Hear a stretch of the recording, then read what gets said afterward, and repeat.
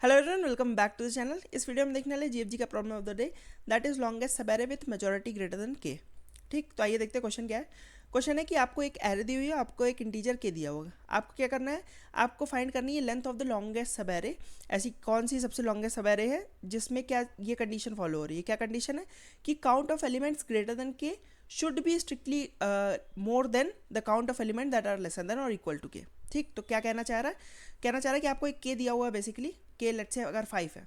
ठीक, तो अब आपने एक सवेरे पिक करी। अब उस सवेरे में क्या कंडीशन होनी चाहिए कि जो नंबर ऑफ एलिमेंट्स हैं जो कि आपके इस के से बड़े हैं। ठीक, जैसे मान लो इस एरे में 6 प्रेजेंट है, 7 प्रेजेंट है, 9 प्रेजेंट है, 10 प्रेजेंट है, तो इनका काउंट आपको निकालना है कितने ऐसे नंबर्स हैं जो आपके इस के से बड़े हैं। तो लेट से इस एरे में 4 ऐसे एलिमेंट्स हैं जो आपके के से बड़े हैं। ठीक, और कुछ एलिमेंट्स होंगे जो के से छोटे होंगे, लेट से 1 है, 2 है, -3, ऐसे कुछ भी नेगेटिव पॉजिटिव जो भी आप ले लो। ठीक, इसमें देख लेते हैं कि नेगेटिव एलिमेंट्स अलाउड हैं कि नहीं। बाकी दैट डजेंट मैटर, नहीं अलाउड नहीं है तो मतलब कि -3 नहीं हो सकता, 3 भी आपका के से ही छोटा है। ठीक, तो हम देख सकते हैं यहाँ पे 3 एलिमेंट्स ऐसे हैं जो कि आपके के से स्ट्रिक्टली लेस देन और इक्वल्स टू है। ठीक है, लेट्स से अगर एक 5 भी होता आपका, ठीक, ये 3 हटा दो, तो अब जो एलिमेंट्स लेसर देन और इक्वल्स टू 3 हैं वो आपके कौन कौन से हैं, वो हैं आपके 1, 5 और 2। ठीक, और जो एलिमेंट्स आपके ग्रेटर देन है के वो हैं ये वाले। तो यानी कि 4 एलिमेंट्स ऐसे आपके जो कि ग्रेटर देन के हैं और 3 एलिमेंट्स जो है वो लेसर देन के हैं। तो यही कंडीशन सेटिस्फाई होनी चाहिए कि आपके जो एलिमेंट्स, नंबर ऑफ एलिमेंट्स जो कि ग्रेटर देन के हैं, that should be strictly greater than जो आपके नंबर्स हैं जो के से छोटे हैं। ठीक, तो यहाँ पे इस केस में हमारा 4 जो है, 4 है काउंट किस चीज़ का, कि जो नंबर आपके के से ग्रेटर देन है इस एरे में वो आपके 4 हैं। तो ये आपका काउंट जो है वो ग्रेटर देन होना चाहिए जो नंबर ऑफ एलिमेंट्स है जो कि के से छोटे हैं। ठीक है, जो कि हमारे केस में 3 है। ठीक, तो यही आपको बताना है कि ऐसी कौन सी लॉन्गेस्ट सब एरे आप इस एरे में पिक कर सकते हो सच दैट कि ये कंडीशन उसके लिए भी सेटिस्फाई हो।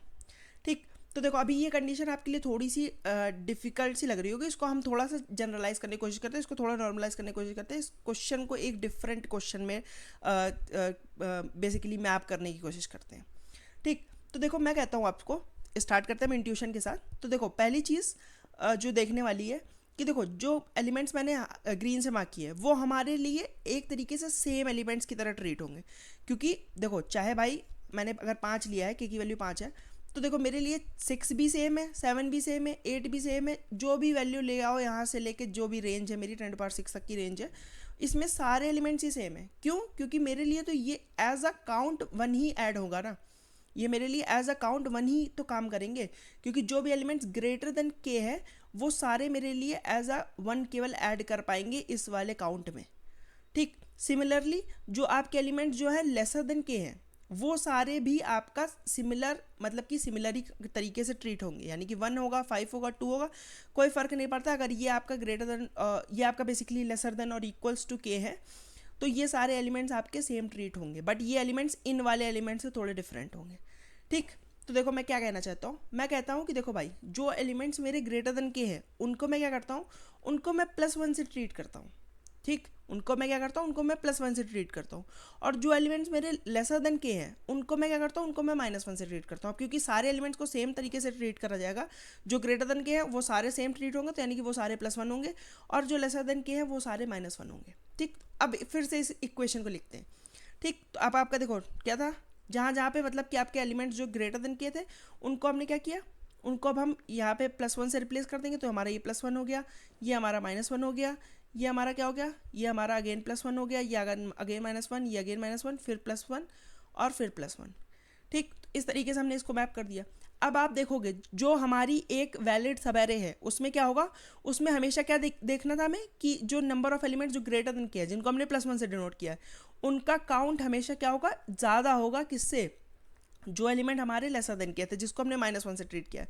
तो अगर हम इस पूरी सब एरे में इस तरीके से डिनोट करने के बाद इसका अगर सम कर दें तो जो हमारी वैलिड सब एरे होगी वो हमेशा आपका क्या होगा, उसका काउंट जो होगा बेसिकली उसका जो सम होगा वो क्या होगा, वो हमेशा ग्रेटर देन 1 होगा। क्यों? क्योंकि क्योंकि देखो भाई हम क्या कर रहे हैं, हम बेसिकली इसको एज अ काउंट ट्रीट कर रहे हैं ना।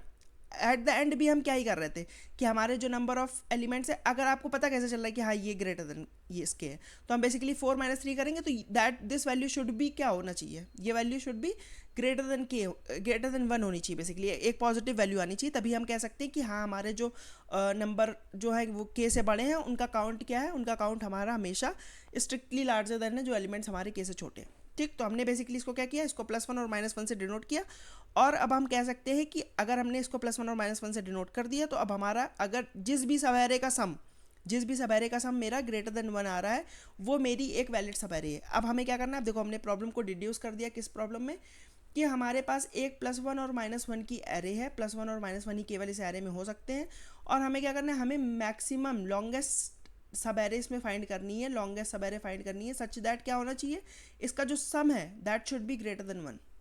ठीक, इसका सम क्या होना चाहिए, that should be greater than 1। अब इसको कैसे कर सकते हैं हम, ये देखते हैं। ठीक, तो देखो इसको करने के लिए हम क्या करते हैं, इसको करने के लिए बेसिकली हम इस एक एरे, मान लो लेट से हमारे पास कोई भी एक एरे है, तो देखो इसको करने के लिए तरीका हम जो यूज़ करने वाले हैं कि हम क्या करेंगे, हम हर एक पॉइंट पे एंड होने वाली लॉन्गेस्ट सब एरे निकालने की कोशिश करेंगे। ठीक, हर एक पॉइंट पे एंड होने वाली, इसको अगर मैं एंड पॉइंट ले लूँ तो अब बेसिकली ऐसा कौन सा स्टार्ट पॉइंट होगा जो कि मेरा इस एंड पॉइंट के लिए लॉन्गेस्ट सब एरे बनाएगा। ठीक, अगर मैंने सारे एंड पॉइंट के लिए निकाल लिया तो जो मेरी लॉन्गेस्ट सब एरे जो एक्चुअल का आंसर होगा वो भी तो कहीं ना कहीं किसी ना किसी पॉइंट पे एंड हो रही होगी ना, तो जिस भी पॉइंट पे एंड हो रही होगी उसके लिए जो मैक्सिमम लेंथ की सब एरे बन सकती है वही मेरा फाइनल रिजल्ट होगा। ठीक, तो हम क्या करेंगे, हम हर एक पॉइंट पे एंड होने वाली लॉन्गेस्ट साइज की सब एरे फाइंड करेंगे, और जो भी मेरी सबसे इनका मैक्स लेते चलेंगे, जो भी मेरा मैक्स आएगा वो मेरा फाइनल आंसर हो जाएगा। ठीक, तो अब बस हमारा क्वेश्चन है कि आप हर एक पॉइंट पे निकालोगे कैसे, हर एक पॉइंट पे कैसे निकालोगे कि मेरी लॉन्गेस्ट सब एरे कौन सी है जिसका सम ग्रेटर देन 1 है। ठीक, तो देखो दो कंडीशंस हो सकती हैं कि देखो लेट्स से कि आपने किसी एक पॉइंट पे गया, आप किसी एक पॉइंट तक आप निकाल रहे हो, बेसिकली लेट्स से ये आर्बिट्री एक पॉइंट हमने चूज़ कर लिया, इस पॉइंट तक हम निकाल रहे हैं। ठीक, अब दो चीज़ हो सकती है, पहली चीज़ कि जो ये पूरी सब एरे है, पूरा इसका प्रीफिक्स जहाँ से स्टार्ट हो रही है यानी कि 0th इंडेक्स से स्टार्ट हो रही है और इस आई वाले पे ख़त्म हो रही है, इन सब का हमने सम किया और ये वैल्यू मेरी क्या हो गई, ये वैल्यू मेरी ग्रेटर देन 1 आ रही है, यानी कि ये कोई एक पॉजिटिव वैल्यू आ रही है। ठीक, इस केस में 0 पॉजिटिव नहीं मान रहे हम, तो बेसिकली ग्रेटर देन 1 आ रही है यानी कोई एक पॉजिटिव वैल्यू आ रही है, तो हम क्या करेंगे, हम हमेशा पूरी एरे ही चूज़ करना चाहेंगे। राइट, पूरी जो प्रीफिक्स है जो 0th इंडेक्स से अगर हमारा चूज़ करने पे पूरी एक पॉजिटिव वैल्यू आ रही है, पूरा एक सम पॉजिटिव आ रहा है, तो हमेशा ये वैलिड होगी और हमेशा हम यही वाली चूज़ करना चाहेंगे। ठीक, तो अगर किसी भी पॉइंट तक प्रीफिक्स सम जो है वो मेरा पॉजिटिव है तो हम हमेशा कह सकते हैं कि i+1 बेसिकली, अगर ith इंडेक्स की बात करें तो i+1 साइज़ का हमारा हमेशा एक एरे बन सकती है, तो इसको हम हमेशा अपने आंसर में मैक्सिमाइज़ करना चाहेंगे। ठीक, दूसरी चीज़ क्या हो सकती है कि अब हमने देखा कि इस पॉइंट तक भाई अगर तुम स्टार्टिंग से स्टार्ट कर रहे हो और इस पॉइंट तक अगर तुम सम निकाल रहे हो तो बेसिकली तुम्हारी एक नेगेटिव वैल्यू आ रही है। ठीक, तुम्हारी एक नेगेटिव वैल्यू आ रही है, यानी कि या तो 0 आ रही है या तो तुम्हारा कुछ नेगेटिव आ रहा है। ठीक, अब देखोगे तुम, अब देखो अब तुम फिर स्टार्टिंग से तो ले नहीं सकते हो। ठीक, अब तुम्हें देखना है कि तुम कौन सा एक ऐसा स्टार्टिंग पॉइंट इसके लिए चूज़ करो सच दैट कि तुम्हारा क्या हो, तो कि तुम्हारा एक मैक्सिमम लेंथ की लॉन्गेस्ट मतलब कि ऐसी एरे बन जाए जो कि इस पॉइंट पे एंड हो रही हो। ठीक, अब पूरा खेल देखो इसका ही है, अगर ये चीज़ तुम्हें समझ में आ गई तो तुम्हें पूरा क्वेश्चन समझ में आ जाएगा। ठीक, तो इसको मैं अच्छे से समझाने की कोशिश करता हूँ। तो बेसिकली देखो मैंने कहा कि स्टार्टिंग से इस पॉइंट तक एक नेगेटिव वैल्यू आ रही है। राइट, एक नेगेटिव वैल्यू आ रही है, लेट्स से तुमने कहा कि माइनस की वैल जो है वो वैल्यू आ रही है। ठीक, यहाँ तक का सम जो है वो माइनस का वैल है।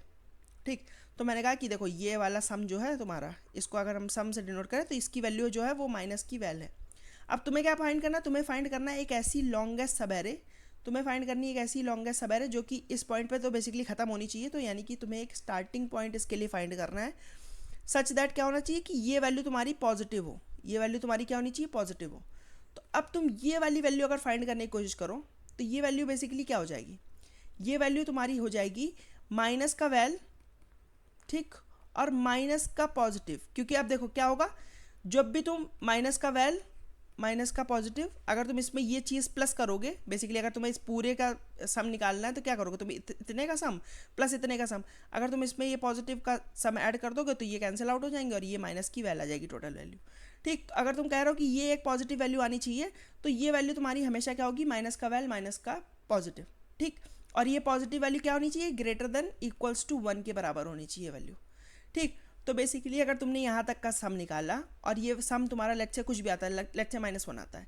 ठीक, तो अब ये वैल्यू तुम्हारी क्या होनी चाहिए, ये वैल्यू तुम्हारी -1 माइनस कोई भी एक पॉजिटिव वैल्यू, यानी कि तुम -1 भी ले सकते हो, -2 भी ले सकते हो, 3 भी ले सकते हो, 4 भी ले सकते हो, ऐसे कुछ भी, इनफाइनाइट तो नहीं, 10⁻6 तक लेट से कुछ भी ले सकते हो।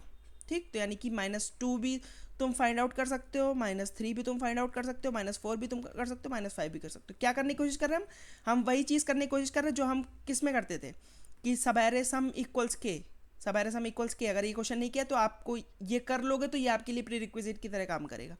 ठीक, तो बेसिकली हम क्या करना चाह रहे हैं, हम हमेशा क्या करना चाह रहे हैं, अपना ये वाला सम फाइंड करना है अगर हमें, और हमें सारे प्रीफिक्सेस तक के सम पता है, तो हम क्या करना चाह रहे हैं, हम एक ऐसा प्रीफिक्स ढूंढना चाह रहे हैं जिसकी वैल्यू क्या हो, जिसकी वैल्यू कुछ इस फॉर्मेट में हो। किस फॉर्मेट में हो कि अगर यहाँ तक का सम हमारा -12 के बराबर है, यानी कि माइनस का कोई भी एक वैल्यू, लेट्स से -2 के बराबर है। ठीक, तो हम क्या करना चाह रहे हैं, हम एक ऐसी वैल्यू ढूंढना चाह रहे हैं कि हमारे प्रीफिक्स सम में कभी ना कभी एक ऐसी वैल्यू आई हो जो कि इस फॉर्मेट में डिनोट कर सकते हो हम कि माइनस का वैल माइनस कोई भी एक पॉजिटिव वैल्यू, यानी कि -1 हो सकता है, 2 हो सकता है, 3 हो सकता है, 4 हो सकता है, कोई भी एक पॉजिटिव वैल्यू हो सकती है। अब लेकिन हमें क्या, देखो अब तुम कहोगे कि देखो ये तो बहुत सारी ऑप्शंस हो सकते हैं तुम्हारा, तुम क्या मैप में ये सब ढूंढते रहोगे? अगर मान लो -2 है तुम्हारे पास, तो क्या तुम मैप में -3, -4, -5, -6, -7 ये सब ढूंढते रहोगे? तो ये तो बहुत बड़ा हो जाएगा, हर एक वैल्यू के लिए, हर एक एंड पॉइंट के लिए तो तुम इतना सारा ढूंढ नहीं पाओगे। ठीक, तो मैं कहूँगा यहाँ पे हमें किस चीज़ को लेवरेज करना है कि हमें लॉन्गेस्ट फाइंड करना है। अब अगर हम किसी कुछ इंट्यूशन लगा के ये निकाल लें कि लॉन्गेस्ट किस वैल्यू के लिए आ रहा है, तो हमारा काम हो जाएगा। ठीक, तो अब पूरा इंट्यूशन देखो इस पे लगा दो, पूरी दिमाग इसी जगह पे लगा दो और तुम्हें पूरा क्वेश्चन समझ में आ जाएगा। ठीक, तो बेसिकली मैं कह रहा हूँ कि लेट से तुमने कहा कि यहाँ तक का सम क्या आ रहा है, यहाँ तक का सम मेरा -2 आ रहा है। ठीक, ये एक आर्बिट्री बीच का पॉइंट है, यहाँ तक का सम तुम्हारा -2 आ रहा है। और अभी मैंने क्या बताया था कि अगर तुम्हें एक लॉन्गेस्ट सब, एक बेसिकली सबैरे चाहिए जिसका सम क्या हो, जिसका सम पॉजिटिव हो, तो तुम्हें एक सब यहाँ पे प्रीफिक्स का सम ढूंढना पड़ेगा जिसके सम की वैल्यू क्या होगी, ये अगर वैल लेते हो तो वैल माइनस का वैल बेसिकली तुम्हारा है और माइनस का पॉजिटिव। ठीक, तो ये एक नेगेटिव वैल्यू होगी, यानी कि ये -2 की वैल्यू और ये माइनस का पॉजिटिव। अब तुम पॉजिटिव की वैल्यू क्या रखना चाहोगे इसको मैक्सिमाइज करने के लिए, इस पे पूरा क्वेश्चन बॉइल डाउन हो चुका है। ठीक, तो मैं कहता हूँ देखो, मैं कहता हूँ कि देखो ये -2 है तुम्हारा, तो तुम हमेशा इस पॉजिटिव की वैल्यू को 1 चूज करना चाहोगे। अगर तुम लॉन्गेस्ट चाहते हो तो तुम इसको हमेशा 1 चूज करना चाहोगे। आप कहोगे कैसे भाई? मैं कहता हूँ कि मैं इसको कॉन्ट्राडिक्शन से प्रूव करूँगा। ठीक है, मेरा कहना है कि अगर तुम्हारे पास -2 है तो तुम हमेशा -2 -1, इसको अगर तुम 1 ट्रीट किया है तो तुम हमेशा यहाँ पे -3 ढूंढना चाहोगे। ठीक, कि -3 अगर कभी मेरा प्रेजेंट हो तो वो मेरी ये लॉन्गेस्ट सबैरे बन जाएगी। ठीक, आप कहोगे नहीं भाई मैं तो नहीं मानता। मैं क्यों कहूँ कि हाँ भाई तुम इसको 1 बनाना चाहोगे, तुम इसको 2 भी बना सकते हो, तुम इसको 3 बनाओ, तुम इसको 4 बनाओ। तो इस केस में तुम्हारा ये क्या हो जाएगा, ये हो जाएगा -2 -2 -2 -3 -2 -4। तो यानी कि तुम इस यहाँ पे तुम -4 भी ढूंढ सकते हो, -5 भी ढूंढ सकते हो, -6 भी ढूंढ सकते हो, है ना? तुम कुछ भी ढूंढो भाई। तो मैं कहता हूँ देखो भाई कि अगर तुमने कहा कि मैं -4 ढूंढ रहा हूँ, -4 ढूंढने पे मेरी लॉन्गेस्ट सबैरे बनेगी, ऐसा तुम्हारा कहना है। ठीक, तो मैं कहता हूँ कि देखो मैंने कहा कि मेरा पॉइंट है कि -3 अगर तुम पिक करोगे इस -2 के लिए तो तुम्हारी लॉन्गेस्ट सबैरे बनेगी।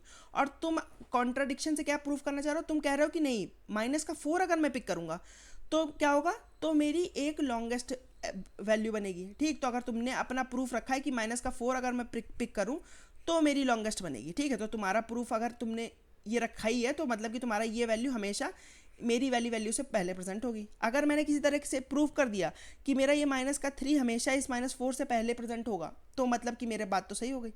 ठीक, तो मेरे देखो यही कहना चाहता हूँ तुमसे कि अगर तुमने ये देखो इसके करस्पॉन्डिंग क्यों देख रहे हो, मैं कह रहा हूँ कि पहली अकरेंस जो -3 की है उसको करस्पॉन्डिंग देखो ना।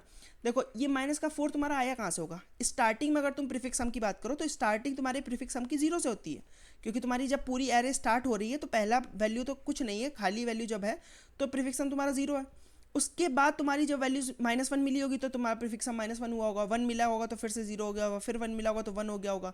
ऐसा तुम्हारा कुछ बार -1 मिला होगा तो तुम्हारा ये वैल्यू -1 बेसिकली एक बार और यहाँ पे -1 तो 0 हो गया, फिर -1 फिर -2 फिर -3। तो देखो भाई -4 पे तुम पहुँचे कहाँ से होगे, -4 पे तुम बिना -3 के कभी -4 पे पहुँच ही नहीं सकते हो, क्योंकि तुम्हारे पास दो ही वैल्यूज हैं, या तो तुम -1 करोगे या तो उसमें +1 करोगे। अगर +1 करोगे तो तुम -4 तक पहुँचोगे तो -5 से पहुँचोगे।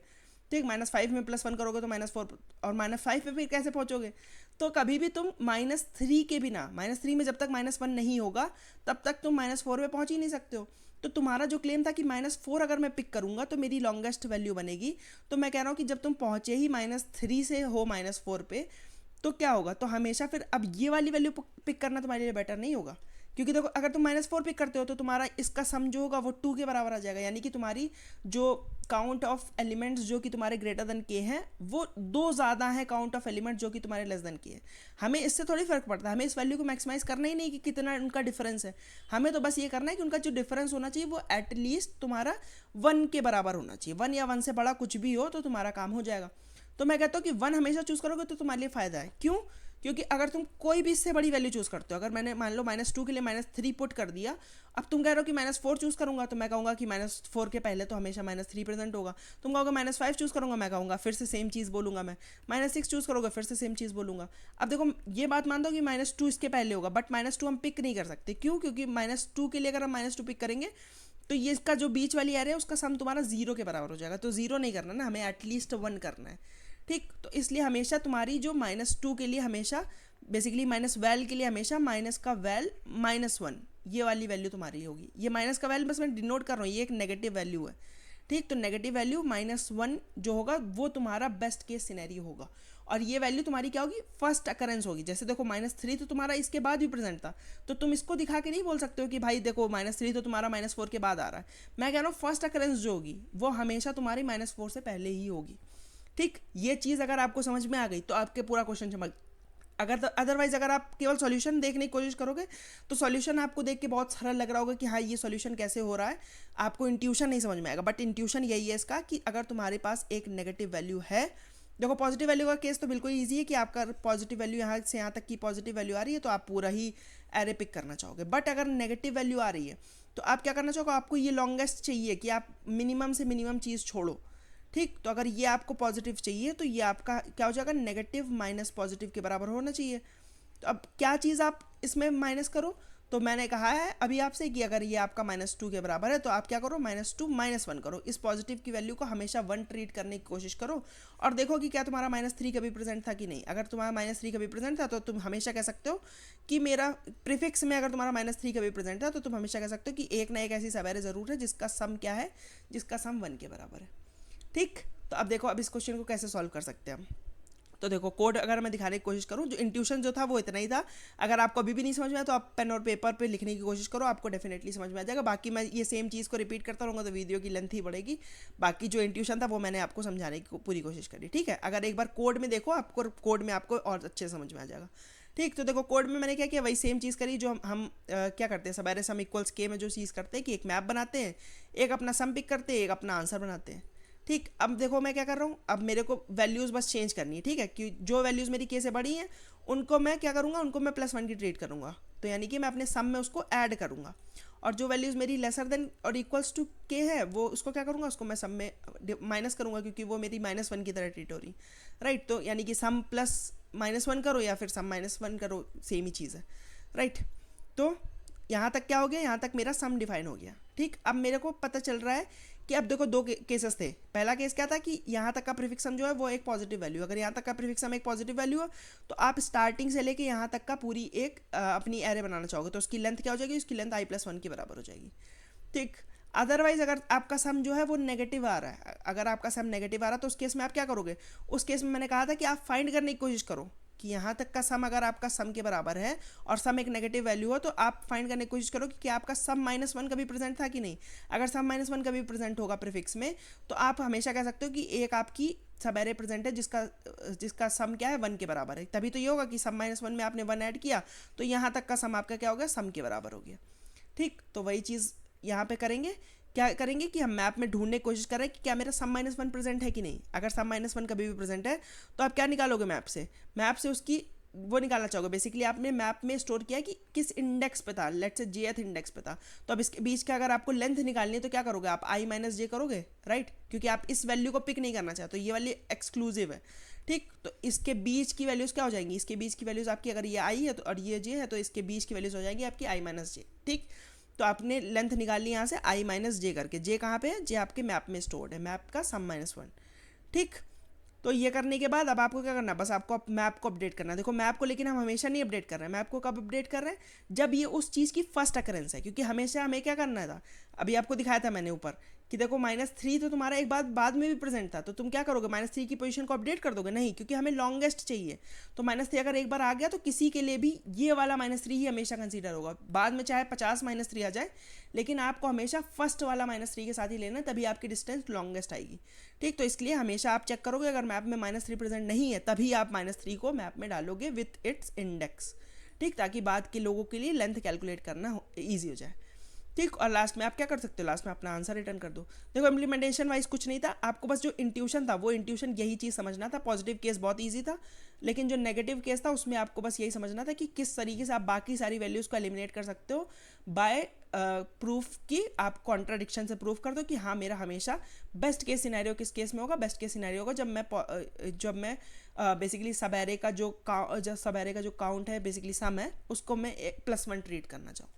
ठीक, तो अगर आपको फिर भी अगर एक बार कॉपी पेन पे ट्राई करना, अगर फिर भी नहीं समझ में आता तो आप मेरे से कमेंट सेक्शन में पूछ सकते हो, I would love to answer that.